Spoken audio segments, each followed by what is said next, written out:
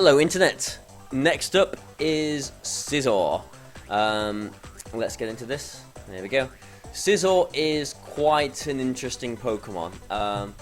Obviously it was used in my 2013 Worlds team, but there was no Mega Scizor then. There was no Scizorite. Now, the funny thing really, is that I think people do focus too much on building a team around their Mega Pokemon. This team is definitely not built around Scizor. Scizor is just there because it does a job that needs doing, basically. I didn't feel like there was anything else that could fit in this role better. People did ask me plenty of times why I didn't have maybe Mega Metagross instead of Scizor and or whatever else, Mawile. But basically because I need something in the slot to help with Aegislash as well, and Metagross doesn't do anything against Aegislash. As well, I've already got Cresselia on here, and I don't want two psychic types. Basically, there's too many dark weaknesses. Too many ghost weaknesses now as well. Steel doesn't resist ghost, and Scizor, I do still like Scizor. I mean, Scizor has actually always been one of my favourite Pokemon. Bullet Punch is very nice, but the change I made from 2013, as I have just mentioned, is having Knockoff instead of Bug Bite. Now, Bug Bite is, it's a nice move. It would obviously do more damage to like a Cresselia than this Knockoff would, but Bug coverage isn't really necessary in this format. But Dark coverage, I think, kind of is. So I do need Scizor to, get the knockoff onto Aegislash and stuff like that. Just because, Scizor got a Mega Evolution just made this even more convenient, really. It's even more interesting because Scizor was legal last year, but no one used Mega Scizor. So when I came along with this team, with my Mega Scizor, it caused a little bit of a stare, really, because, what's going on? There's a Mega Scizor winning a tournament, but here it is. Here's my spread. I've put this into the Mega form so that you can see its Mega Evolved stats. But let's go through the EV spread. We've got most in HP, so nice hail number there, and a lot into special defense. The attack is at 200. I am on the bump there, pretty much. I'm at 200. Now, all of these things together basically make sure that this Scizor pretty much wins one-on-one against an Aegislash, always, pretty much. Because with all of this special bulk, this Scizor can take two max attack modest Scizor Aegislash Shadow Balls, and at +2 it will always one-shot an Aegislash in shield form. So it works very nicely against Aegislash. Obviously there's a mind game with King's Shield and Sword Stance and all the rest of it. Scizor doesn't need any boosts for it to one-shot Aegislash in Blade form, but they don't normally let you hit them in Blade form. So if they stance change, I can Sword Stance and the next turn basically just knock them off and knock them straight out. So Scizor helps out there. As well though, it helps with Mega Metagross.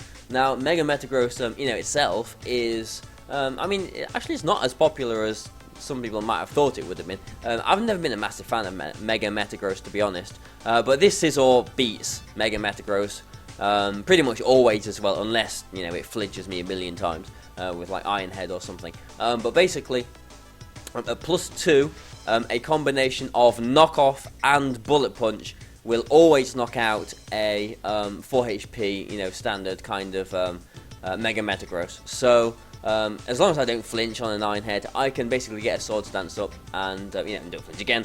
I can knock it off and you can use Knockoff on it, obviously. There's no boosted damage because it's holding the Mega Stone, but it still does a lot of damage, and then the Bullet Punch next turn will take it out.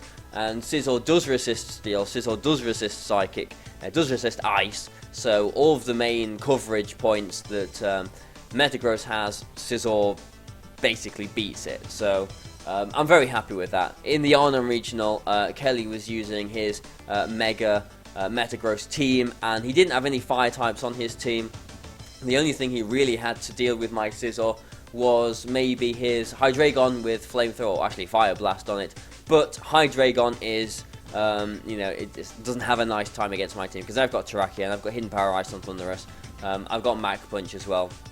Swagger on Lipid even. So Hydreigon doesn't have a fun time against this team, so he had a pretty bad matchup there. But Scizor does help a lot. Also Trick Room, which can cause a few problems for this team. Scizor in Trick Room, it's got Protect, so I can basically help myself stall Trick Room out, which I did have to do in one game in the UK region national. And obviously there's a Bullet Punch, which helps.